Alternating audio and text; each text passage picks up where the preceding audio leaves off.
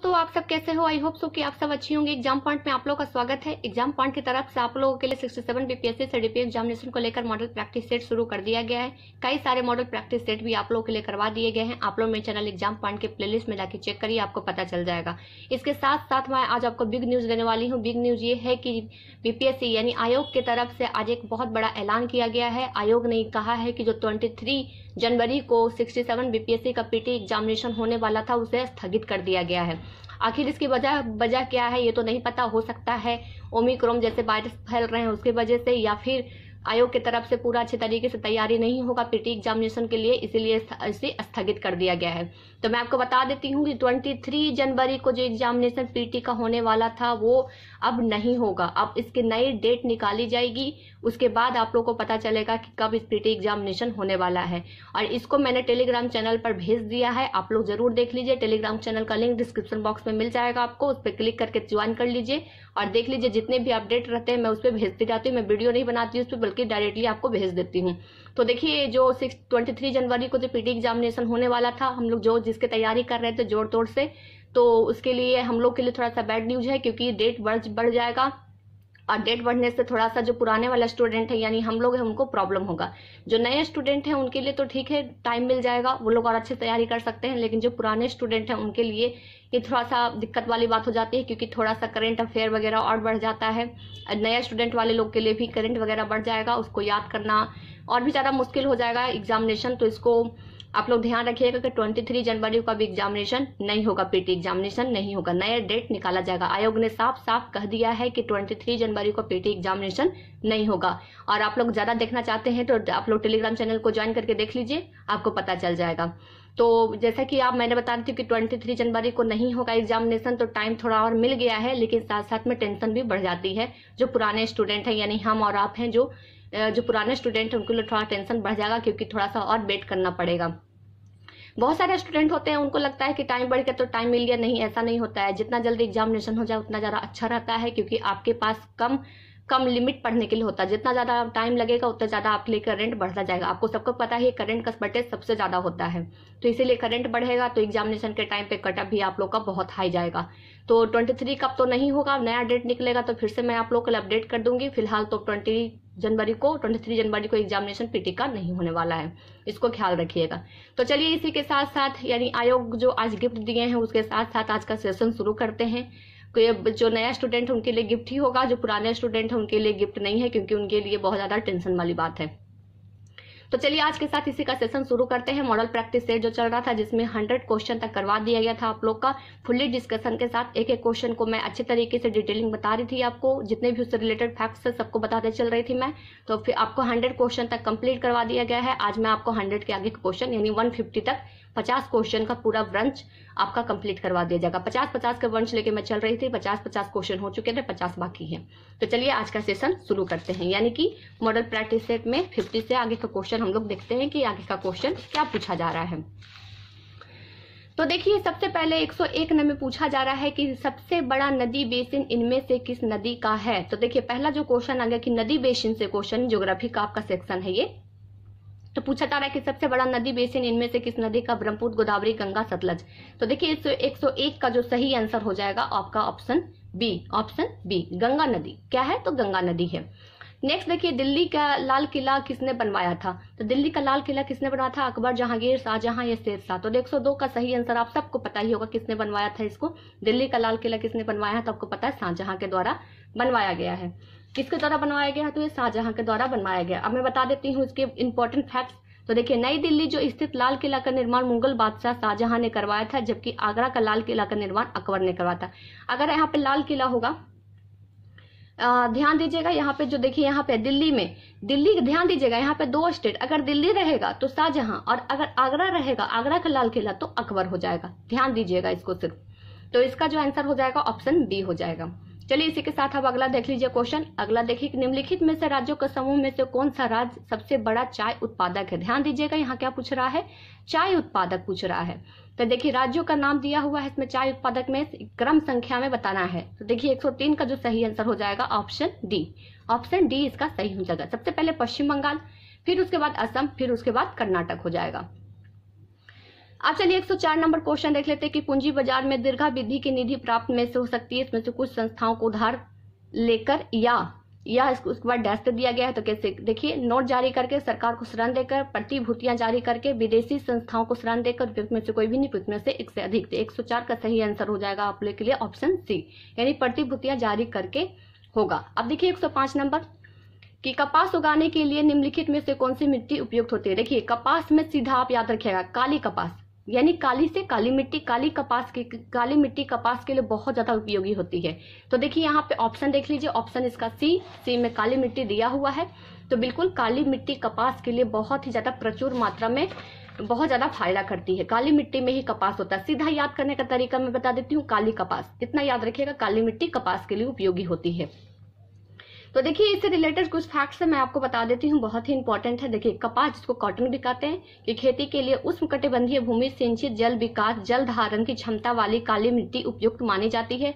अब भारत में कपास की बुआई अप्रैल से अक्टूबर में होती है। देखिए ध्यान दीजिएगा, मैं यहाँ लिख देती हूँ, अप्रैल टू अक्टूबर में की जाती है। कहाँ से कहाँ तक, तो अप्रैल से अक्टूबर तक बुआई जाती है। और देखिए जो 2-3 नाम है, इनकी प्रजातियां का 2-3 नाम होता है, यानी कपास का, जैसे श्यामली, लोहित, अंजलि, ये सब क्या है, प्रजाति है, कपास की प्रजाति होती है। इसमें सबसे इंपॉर्टेंट ध्यान देना है कि इसकी बुआई कब होती है, तो अप्रैल से लेकर अक्टूबर के बीच में इसकी बुआई होती है। इसको ध्यान रखिएगा, बुआई और जो काटी वगैरह सब यहीं तक जाता है, अप्रैल से लेकर अक्टूबर तक, इसको ध्यान रखिए। काली कपास मिट्टी बहुत ज्यादा प्रयुक्त होती है। अब देखिए 106 पूछा जा रहा है आपका, ये इंडियन पॉलिटी से क्वेश्चन है कि भारतीय संसद में राज्यों में किसी विषय पर कानून बनाने के लिए सक्षम है यदि, देखिए इसमें दिया हुआ है ऑप्शन यदि दिया हुआ है, तो देखिए 106 का जो हो जाएगा ए सही हो जाएगा। अनुच्छेद 352 के अंतर्गत आपात स्थिति में लागू हो सकता है। मैंने आपको बताया था पहले भी कि आपातकाल तीन है, 51, 56 और 60, राष्ट्रीय, राज्य और वित्तीय आपातकाल अभी तक कभी नहीं लगा। राष्ट्रीय आपातकाल 3 बार लग चुका है, जो 352 है वो 3 बार लग चुका है। जो 56 है वो एक बार लगता ही रहता है, जैसे कोविड-19 के टाइम पे भी लगा, और लेकिन 360 है जो एक बार भी आपका अभी तक नहीं लगा है। देखिए वित्तीय आपातकाल में क्या होगा कि जब देश में पैसे की कमी हो जाएगा तब वित्तीय आपातकाल घोषणा की जाएगी, लेकिन वित्तीय आपातकाल अभी तक भारत में एक बार भी नहीं लगा है। 106 का सही आंसर ऑप्शन ए हो जाएगा। ध्यान दीजिएगा, ऑप्शन ए इसका सही आंसर है। अब चलिए 107 देख लीजिए कि साहित्य में नोबेल पुरस्कार पाने वाले प्रथम भारतीय थे। तो देखिए मैंने आपको कई बार बोला था नोबेल पुरस्कार की शुरुआत कब किया गया था। तो देखिए यहाँ पे साहित्य में, यहाँ ध्यान दीजिएगा, नोबेल पुरस्कार तो दिया गया, लेकिन किस क्षेत्र में, तो साहित्य के क्षेत्र में दिया गया। तो साहित्य के क्षेत्र में नोबेल पुरस्कार पाने वाले प्रथम भारतीय कौन थे, तो ऑप्शन देखिए, ऑप्शन के अकॉर्डिंग जो आंसर हो जाएगा ऑप्शन ई सही हो जाएगा। इनमें से कोई भी नहीं। तो मैं आपको बताती हूँ ये कौन है। तो देखिए साहित्य के क्षेत्र में उत्कृष्ट योगदान के लिए नोबेल पुरस्कार वाले प्रथम व्यक्ति रविन्द्रनाथ टैगोर थे। ध्यान दीजिएगा, रविन्द्रनाथ टैगोर थे, इसको ध्यान दीजिएगा, RVT लिख दिया मैंने। रविन्द्रनाथ टैगोर जी थे जिन्हें जो पुरस्कार मिला था 1913 में दिया गया था साहित्य के लिए। और कौन सा पुस्तक के लिए, कि गीतांजलि के लिए। मैं यही लिख देती हूँ आपको, गीतांजलि पुस्तक के लिए इन्हें नोबेल पुरस्कार दिया गया था साहित्य के लिए। कब, तो 1913 में।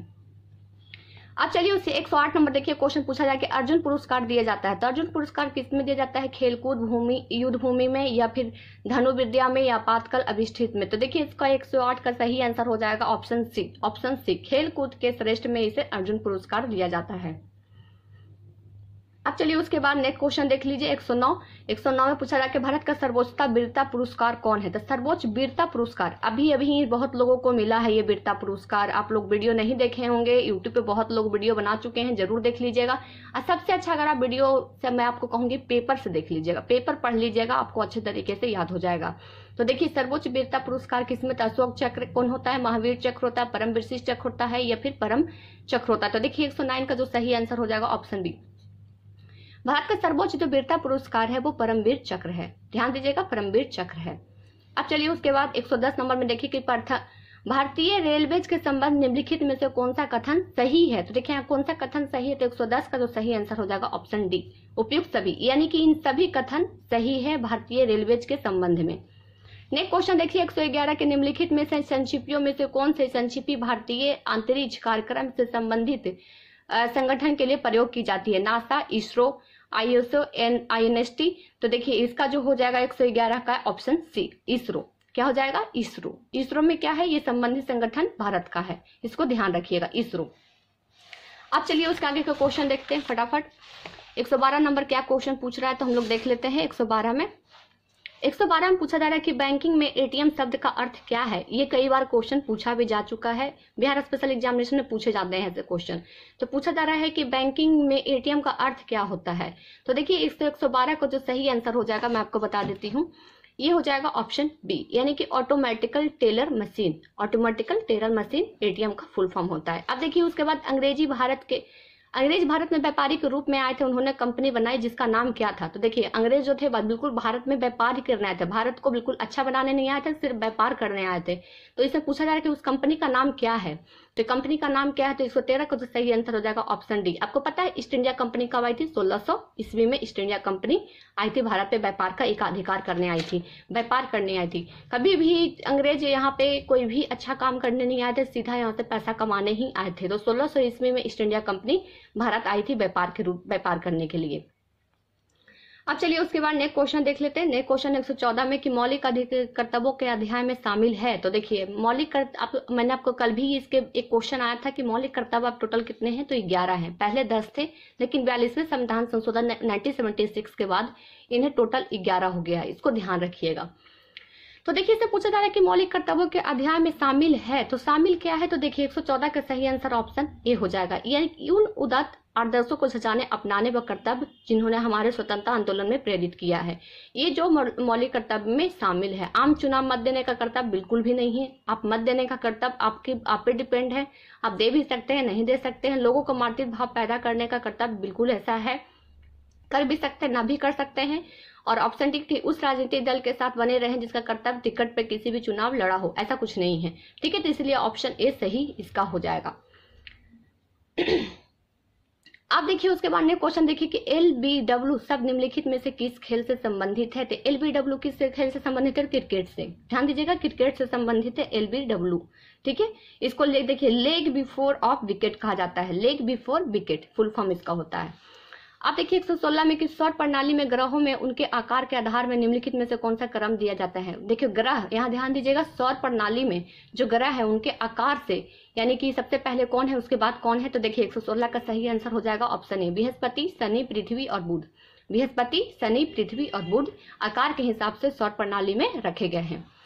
117 में देखिए अभी केंद्र शब्द किससे संबंधित है। तो अभी केंद्र किससे है? तो देखो आपने कई बार सुना होगा कि जो भूकंप आया है उसका केंद्र कहाँ है, यानी कि केंद्र उसका कहाँ है, यानी कहाँ से उठा है वो भूकंप। तो इसका जो हो जाएगा भूकंप का ही केंद्र होता है, ईपी सेंटर जिसको कहेंगे इंग्लिश में ईपी सेंटर। ईपी सेंटर कहाँ है, कहाँ से उत्पन्न हुआ, इसी को अभी केंद्र या फिर ईपी सेंटर आप कह सकते हैं। तो भूकंप इसका सही आंसर हो जाएगा। अब चलिए 118 में देख लीजिए। 118 में है कि बुद्ध, धम्म और संघ मिलकर कहलाते हैं। तो बुद्ध, धम्म, संघ क्या है? तो आपको पता है कि बौद्ध धर्म में 3 रत्न दिए गए थे। इसको बताने की मुझे जरूरत नहीं है, लेकिन फिर भी मैं बता देती हूँ। देखिए बौद्ध में 3 रत्न दिए गए थे, पहला बौद्ध धर्म और संघ था। तो इसमें देखिए त्रिरत्न, बिल्कुल ऑप्शन ए सही हो जाएगा। इसका ऑप्शन ए सही हो जाएगा क्योंकि त्रिरत्न बौद्ध भगवान ने बौद्ध के टाइम पे दिया गया था। और देखिए इस तीनों का मतलब मैं आपको बता देती हूँ, बहुत इंपॉर्टेंट है। तो बौद्ध धर्म में बौद्ध, संघ और धर्म 3 रत्न यानी त्रिरत्न माने जाते हैं। बौद्ध धर्म के अनुसार बौद्ध के स्वरूप में चित्त व केंद्रित करके मनुष्य के मन के विश्वितता की स्थिरता आती है। संघ का प्रभाव अधिक विश्वास और उत्साह को उदय होता है। अधर्म का सेवन उसके आत्मिक बल को बुद्धि देता है। तो देख लिया आप क्या हो गया इसका त्रिरत्न का संज्ञा क्या क्या बोला गया। अब चलिए उसके बाद 119 में कहता है लिच्छवी दैहित्र किसे कहते हैं। तो देखिए लिच्छवी दैहित्र किसे कहते हैं। तो 119 का जो सही आंसर हो जाएगा ऑप्शन डी, समुद्रगुप्त को। आपको पता है समुद्रगुप्त को नेपोलियन भी, भारत का नेपोलियन किसे कहा जाता है? तो समुद्रगुप्त को ही कहा जाता है। और सबसे इंपॉर्टेंट चीज इसमें मैं आपको बता देती हूँ, आपको कई जगह बुक में नहीं मिलेगा, मुझे भी मेरे टीचर ने बताया था। देखिए कई बार ऐसा क्वेश्चन घुमा के आपका पूछेगा कि सबसे पहले जो बौद्ध लोगों के लिए, यानी कि बौद्ध से संबंधित जो मंदिर वगैरह है बनाने का शुरुआत किसने किया था? तो समुद्रगुप्त के द्वारा ही किया गया था। और समुद्रगुप्त को ये इसे कविराज भी कहा जाता है क्योंकि बहुत ही माहिर था, कवि वगैरह था, लिखता था। और इसके जो सिक्के पर है बिना बजाते हुए इसकी सिक्का एक सिक्के जारी किया था जिसपे इसके खुद की तस्वीर है बीना बजाते हुए। इसको भी ध्यान रखिएगा। इसका भारत को नेपोलियन के नाम से भी जाना जाता है। और सबसे इंपॉर्टेंट जो मैंने आपको एक बताया कि जितने भी बौद्ध वगैरह के मंदिर या मठ बने उनको शुरुआत किया था समुद्रगुप्त के द्वारा ही सबसे पहले शुरुआत की गई थी। सिकंदरगुप्त के टाइम पे हुनों का आक्रमण हुआ था, इसको भी ध्यान रखिएगा। कुमारगुप्त नालंदा प्रथम विश्वविद्यालय यानी कुमारगुप्त प्रथम ने नालंदा विश्वविद्यालय को बनाया जिसको बख्तियार खिलजी ने ध्वस्त किया था, तो इसको भी ध्यान रखिएगा। चलिए आगे देख लेते हैं अगला क्वेश्चन कि विक्रेता बाजार की स्थिति में बताता है, तो किसमें बताता है? तो 120 का सही आंसर हो जाएगा ऑप्शन बी। मांग की पूर्ति अधिक होते हैं, ये तो बताता है। देखिए 2 रुपए में इसके ऊपर के मूल वर्ग में भारतीय करेंसी के नोटों में किसका हस्ताक्षर होता है? देखिए हस्ताक्षर किसका होता है? 180 का सही आंसर हो जाएगा ऑप्शन बी। आप सबको पता है गवर्नर भारतीय रिजर्व बैंक जिसकी स्थापना 1935 में की गई थी, इसको भी ध्यान रखिएगा। अब देखिए संसद की समानता आम बजट किस महीने प्रस्तुत किया जाता है? अभी भी आम बजट हुआ था कुछ दिन पहले, प्रस्तुत किया गया था, तो 122 का जो सही आंसर हो जाएगा फरवरी में संसद की समानता को आम बजट में प्रस्तुत किया जाता है, इसको भी ध्यान रखिएगा। अब चलिए उसके बाद नेक्स्ट क्वेश्चन देख लीजिए कि भारत के मुख्य चुनाव आयुक्त का नियुक्ति कौन करता था? देखिए जितने भी अपर पोस्ट होंगे उन सब की नियुक्ति कौन करेंगे? तो देखिए इसको 123 का राष्ट्रपति, यानी जितने भी अपर पोस्ट होंगे उन सब के जो नियुक्ति करेंगे वो राष्ट्रपति के द्वारा ही किया जाता है। अब देखिए चुनाव आयुक्त के अगर आप लोग वीडियो देखना चाहते हैं तो आप लोग पॉलिटी के सेक्शन में जाइएगा, मेरे चैनल एग्जाम पॉइंट के प्लेलिस्ट में, वहां पे बताया गया है चुनाव आयुक्त के बारे में बहुत अच्छे तरीके से, आप लोग देख लीजिएगा। इससे क्वेश्चन 1-2 आते ही एग्जामिनेशन, तो जरूर आप लोग देख लीजिएगा। अब देखिए इससे रिलेटेड कुछ फैक्ट्स मैं बता देती हूँ। चुनाव आयोग का गठन मुख्य निर्वाचन आयुक्त एवं निर्वाचन आयुक्त में किया जाता है जिसकी नियुक्ति राष्ट्रपति द्वारा की जाती है। चुनाव आयुक्त का कार्यकाल 6 वर्ष या 65 वर्ष, जो पहले पूरा हो जाए उतना में होता है। ध्यान दीजिएगा 6 वर्ष या 65 वर्ष के जो पहले हो जाए तब इनकी कार्यकाल है वो खत्म हो जाती है। अगर अच्छा रहेंगे तो 65 वर्ष तक लास्ट रहेंगे और अच्छे नहीं रहेंगे तो 6 वर्ष, कम से कम 6 वर्ष अपने पद पे बने रहेंगे और नियुक्ति राष्ट्रपति करेंगे। अब चलिए देखिए रेडियो संचार में प्रेषण एंटोना द्वारा उत्सर्जित संकेत के प्रतिबंध होता है, तो 124 का जो सही आंसर हो जाएगा, ऑप्शन यहाँ और भी है देख लीजिए, तो ऑप्शन इसका हो जाएगा ऑप्शन सी, आयन मंडल पर होगा। कहाँ होगा? आयन मंडल पर। अब देखिए एक्सो बायोलॉजी एक विज्ञान है जिसका संबंध किससे है? तो जिसका संबंध हो जाएगा ऑप्शन बी, अन्य ग्रहों के जीवन के साथ इसका संबंध रखा गया है। 126 में देखिए एक व्यक्ति ग्राम पंचायत की सदस्यता के लिए चुनाव लड़ता है, जिसकी उम्र कितनी होनी चाहिए? तो देखिए लोकल बॉडी, ध्यान दीजिएगा लोकल बॉडी, पंचायत समिति पंचायत वगैरह में लड़ने के लिए आपको लोकल बॉडी में 21 वर्ष होने चाहिए। 21 वर्ष से ऊपर आप हो, लेकिन 21 वर्ष से आपको नीचे नहीं होगा, इसको ध्यान रखिएगा। 126 में ध्यान दीजिएगा पंचायत वगैरह के लिए चुनाव लड़ने के लिए 21 वर्ष होना बहुत जरूरी है। 21 से नीचे नहीं, 21 से ऊपर हो सकता है लेकिन नीचे नहीं हो सकता है। और देखिए आपको पता है लोकसभा तथा विधानसभा के सदस्यों का न्यूनतम आयु 25 वर्ष, राज्यसभा के सदस्यों का आयु 30 होता है, यानी कि लोकसभा में जाने के लिए आपको चाहिए 25 लेकिन राज्यसभा में 30, और लोकल बॉडी के लिए, ग्राम पंचायत को लोकल बॉडी में बोला जाता है, लोकल बॉडी के लिए 21 वर्ष चाहिए आपको। नेक्स्ट क्वेश्चन देखिए राजा भोज निम्नलिखित में से किस राजवंश से संबंधित है? तो देखिए राजा भोज जो संबंधित है 127 का सही आंसर हो जाएगा ऑप्शन बी, यानी कि परमार से संबंधित है। ध्यान दीजिएगा किससे? तो परमार से संबंधित है। नेक्स्ट क्वेश्चन देखिए वर्ष 1857 के मेरठ के प्रथम सिपाही विद्रोह के आग किस दिन भड़की थी?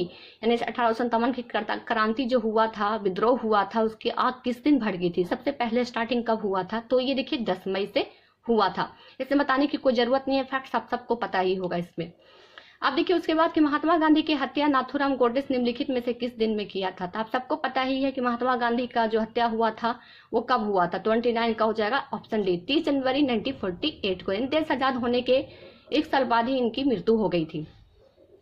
अब देखिए सतलज, चिनाब एवं रावी निम्न में से किसकी सहायक नदियां हैं? नदियों पे आपका बना हुआ है वीडियो, आप लोग बिहार स्पेशल पे देख लीजिएगा, बहुत ही अच्छे तरीके से मैप के थ्रू मैंने बताया है आप लोग के लिए, जरूर आप लोग देख लीजिएगा। 130 का जो सही आंसर हो जाएगा सी, सिंधु नदी। सिंधु आपको पता है 5 नदियों का मेल होता है सिंधु, और पंजाब है जहाँ 5 नदियों का मेल होता है, तो इसको ध्यान रखिएगा। सतलज, चिनाब जो रावी है उसकी सहायक नदी कौन है? तो सिंधु नदी है, इसको भी ध्यान रखिएगा। अब चलिए उसके बाद नेक्स्ट क्वेश्चन देख लीजिए 134 में कि WWE, देखिए WWE की भागीदार में द ग्रेट खली का असली नाम क्या है? ग्रेट खली, आप सबको पता होगा ग्रेट खली के बारे में। तो देखिए असली नाम उनका क्या पूछा जाए, उनका नाम पहले ग्रेट खली नहीं था, उनका नाम कुछ और था, बाद में WWE यानी कि जो फाइटिंग वाला होता है उसके बाद खेलने के बाद जीतने के बाद इनका नाम ग्रेट खली दे दिया गया, जो बहुत ज्यादा ऊंचाई में, इनका लगभग 7 से 8 फीट के वो आदमी है। तो देखिए उनका नाम जो ग्रेट खली, उनका पहले जो नाम था 131 में ऑप्शन सी दिलीप सिंह राणा, उनका नाम जो है दिलीप सिंह राणा है, ध्यान दीजिएगा। अब देखिए निम्नलिखित में से किसे लोकहितवादी कहा गया है? लोकहितवादी महात्मा गांधी, गोपाल हरि देशमुख, राम मनोहर लोहिया, जयप्रकाश नारायण को। तो देखिए 32 का जो सही आंसर हो जाएगा ऑप्शन सी, गोपाल हरि को देशमुख को लोकहितवादी कहा गया है। एक लाइन में लिख लीजिएगा कि लोकहितवादी के नाम से कौन प्रसिद्ध है? तो गोपाल हरि देशमुख, क्योंकि ऐसे क्वेश्चन एग्जामिनेशन में आपसे पूछे जाते हैं। अब देखिए कुछ मैं आपको बता देती हूँ। लोकनायक जयप्रकाश नारायण को, लोकमान बाल गंगाधर तिलक को, लोक हितकारी आपने देख लिया गोपाल हरि देशमुख को, राष्ट्रपिता महात्मा गांधी को, जननायक कर्पूरी ठाकुर को, मदन मोहन मालवीय को और सरदार वल्लभ भाई पटेल को। आजाद शत्रु तो आपको पता है डॉक्टर राजेंद्र प्रसाद के नाम से विख्यात है। एक बार मैं और रिपीट कर देती हूँ, बहुत इंपॉर्टेंट है इसलिए रिपीट कर रही हूँ। तो देखिए लोकनायक के नाम से जयप्रकाश नारायण, लोकमान से बाल गंगाधर तिलक, लोक हितवादी से गोपाल हरि देशमुख, राष्ट्रपिता महात्मा गांधी, जननायक कर्पूरी ठाकुर, महामना मदन मोहन मालवीय, सरदार वल्लभ भाई पटेल और आजाद शत्रु डॉक्टर राजेंद्र प्रसाद। इतना नाम याद जरूर रखिएगा। अब चलिए 133 में देखिए बुलंद दरवाजा निम्नलिखित में से कहाँ है? तो बुलंद दरवाजा आपको पता है कहाँ है? 133 का सही आंसर हो जाएगा ऑप्शन सी, फतेहपुर सीकरी में है। फतेहपुर सीकरी में बुलंद दरवाजा है, इसको ध्यान रखिएगा, जिसको सम्राट अकबर ने बनवाया था। अब देखिए उसके बाद देखिए जातक पवित्र ग्रंथ है, तो जातक किसके पवित्र ग्रंथ है? तो 133 का जो सही आंसर देखिए वहां दोनों तरफ 30 क्योंकि यहाँ पे 4 हो जाएगा। तो देखिए जातक जो ग्रंथ है 34 में हो जाएगा ऑप्शन सी, बौद्धों को जातक ग्रंथ है, यानी जातक कथाएं में प्रदर्शित है, बौद्ध के पवित्र ग्रंथों में से एक है। अब देखिए उसके बाद सुएज नौ परिवहन नगर भूमध्य सागर में से किसको जोड़ता है? तो सुएज नौ जो परिवहन है किस भूमध्य सागर से जोड़ता है? तो 135 का सही आंसर हो जाएगा ऑप्शन डी, यानी कि लाल सागर से। अब देखिए अनुच्छेद 370 के संबंध में किस राज्य को विशेष दर्जा का प्रावधान है? तो देखिए जम्मू कश्मीर को जो हट गया है 2019 में, जम्मू कश्मीर को 376 जो अनुच्छेद है उसे हटा दिया गया है। अब देखिए सूची 1 से सूची 2 को इसमें आपको सम्मिलित करने के लिए बोला गया था। 37 का जो हो जाएगा सही आंसर मैं आपको बता देती हूँ। इसका जो सही आंसर हो जाएगा, हम कूट दिया हुआ है, आप लोग उसको मिला लीजिएगा। तो कूट के अनुसार 37 का जो सही आंसर ऑप्शन सी इसका सही हो जाएगा। क्या हो जाएगा? ऑप्शन सी सही हो जाएगा। अब देखिए नेक्स्ट है कि वह मुगल सम्राट जिससे 2 बार अभिषेक हुआ था, अभिषेक के करवाया था अपना, तो देखिए कौन है? 138 का ऑप्शन डी, औरंगजेब। औरंगजेब था जिसको जिंदा पीर के नाम से भी जाना जाता है, तो औरंगजेब ने 2 बार अभिषेक अपना करवा रखा है। 139 देखिए अंग्रेजों को सुनहरा परमान कब प्रदान किया गया? कई बार आप लोग पढ़े ही होंगे कि सुनहरा परमान कब इससे प्रस्तुत किया गया था, प्रदान कब किया गया था, प्रस्तुत नहीं सॉरी प्रदान कब किया गया था, तो आपको पता ही है 139 का कब। तो देखिए 1632 के टाइम पे ये सुनहरा प्रमाण दे दिया गया था कि कंपनी आकर अपने देश में काम कर सकती है। इसके बारे में आपने कई बार पढ़ा भी होगा। अब चलिए 140 नंबर क्वेश्चन पूछे कि मोबाइल सेल फोन में काम करने के निम्न में से कौन सा अति आवश्यक है? तो देखिए कौन सा है? तो 140 का सही आंसर ऑप्शन डी, उपयुक्त सभी। इन सभी चीजों का उपयोग होता है मोबाइल सेल फोन में। अब देखिए 10 मैथ क्वेश्चन पूछे जाते हैं, आपको पता ही है, बहुत ही इजी क्वेश्चन पूछा जाता है। अगर आपने 9-10 के अच्छे से मैथ पढ़े होंगे और जो साइंस के सेक्टर से होंगे उनके लिए तो बहुत ज्यादा इजी है, लेकिन जो आर्ट्स से रहते हैं उनके लिए थोड़ा डिफिकल्ट हो जाता है मैथ्स। लेकिन ये थोड़ा सा आप लोग प्रैक्टिस करिएगा। प्रीवियस मैथ के लिए मैं बता देती हूँ, प्रीवियस के जितने भी क्वेश्चन आ चुके हैं बस उसको सॉल्व कर लीजिए, आपका मैथ्स कंप्लीट हो जाएगा और कुछ पढ़ने की जरूरत इस मैथ में नहीं है। और अगर आप मैथ का क्वेश्चन ना भी बनाते हैं, अंदाजे शॉर्ट भी मार दीजिएगा, तो 102 क्वेश्चन 2 से 4 क्वेश्चन आपके सही हो जाएंगे। 102 गलत होंगे लेकिन 2-3 क्वेश्चन सही हो जाएंगे। इसलिए मैथ में आपको ज्यादा दिमाग लगाने की जरूरत नहीं है। 140 में 110 आपको लाना है, 110, चाहे वो बॉयज हो या गर्ल्स हो, 110 लाना है, तभी आपका रिजल्ट होगा। नहीं तो फिर आप लोग फिर से पीटी एग्जामिनेशन की तैयारी करेंगे, तो इसको ध्यान रखिएगा। तो क्वेश्चन देख लीजिए, मैं आंसर आपको बता देती हूँ। तो देखिए 41 का सी हो जाएगा, 42 का भी सी हो जाएगा, 43 में जो देखिए एक्स का मान जो है 43 में भी आपका ए हो जाएगा। क्या हो जाएगा? ए। 44 में आप क्वेश्चन देख लीजिए, सॉल्व कर लीजिएगा अपने कॉपी में। 44 का जो सही आंसर हो जाएगा आप लोगों के लिए ऑप्शन सी हो जाएगा 5। 45 का जो हो जाएगा ऑप्शन ए हो जाएगा। 46 का जो हो जाएगा ऑप्शन ई, ऑप्शन ई। इसमें कुछ और नंबर निकलेगा, आप लोग देख लीजिएगा। 47 में देखिए 47 में ऑप्शन बी हो जाएगा, 47 में ऑप्शन बी। 48 में जो हो जाएगा आप लोग के लिए वो हो जाएगा डी 70। 49 में आप लोग के लिए देखिए इसमें तो बना ही लीजिएगा, बहुत इजी रहता है ये। तो देखिए ये हो जाएगा ए। अब 50 में देखिए आपका हो जाएगा बी। तो देखिए मैंने आंसर आपको बता दिया है। आप लोग क्वेश्चन एक बार मैं फिर से देख देती हूँ। देखिए आप लोग इसको कॉपी में उतार कर अपने तरीके से बना लीजिएगा, अपने फार्मूला लगाकर बना लीजिएगा और आंसर मैंने बता दिया है। आंसर के अकॉर्डिंग आपका आंसर अगर आ गया तो आपका मैथ्स बिल्कुल सही हो जाएगा। तो चलिए आज जो मैंने आपको बताया यानी कि टोटल 150 क्वेश्चन 2-3 वीडियो में आपका कंप्लीट करवा दिया गया है। मॉडल प्रैक्टिस सेट 18 चल रहा था, उसमें पूरा कंप्लीट करवा दिया गया है। तो आप लोग अच्छे तरीके से इसको देखिएगा। फैक्ट्स मैंने जो बताया है उसको आप लोग नोट डाउन कर लीजिएगा। न भी नोट डाउन करिएगा, 100-2 बार वीडियो देख लीजिएगा, आपको याद हो जाएगा। तो जैसा कि आपको पता है कि अब एग्जामिनेशन 23 जनवरी को नहीं होगा, तो आप लोग के पास टाइम है, मेरे पास भी टाइम है, लेकिन अगर हो जाता तो ज़्यादा अच्छा रहता है। फ्री हो जाते हैं हम लोग, मेंस के लिए तैयारी होने लगता है, लेकिन पीटी में ही अटकते अटकते थोड़ा सा लेट हो जाता है, इसलिए थोड़ा सा मनोबल भी कम हो जाता है। आयोग अपने टाइम पे अगर एग्जाम नहीं लेता है तो थोड़ा दिक्कत का सामना भी स्टूडेंट लोग को बहुत ज़्यादा होता है, लेकिन कोई बात नहीं। चलिए, जो होता है अच्छे के लिए होता है। 23 जनवरी को अब नहीं होगा, नया डेट निकलेगा, उसके बाद एग्जामिनेशन होगा। टेलीग्राम चैनल को ज्वाइन कर लीजिए, उस पर जितने भी अपडेट रहेंगे मैं आपको भेजते रहूंगी। इसलिए टेलीग्राम चैनल का लिंक डिस्क्रिप्शन बॉक्स में आपको मिल जाएगा। और साथ ही साथ में बहुत सारा मैंने सेट प्रैक्टिस भी अलग अलग कोचिंग को आपको भेजते रहती हूँ, उसको भी आप लोग प्रैक्टिस में बनाते रहिएगा। तो चलिए आज के लिए बस इतना है। 67 बीपीएससी और सीडीपी एग्जामिनेशन का मॉडल प्रैक्टिस सेट में फिर आपसे मुलाकात होगी नए मॉडल प्रैक्टिस सेट के नए क्वेश्चन और नए फैक्ट्स के साथ। तो चलिए आज के लिए बस इतना ही। Thank you so much.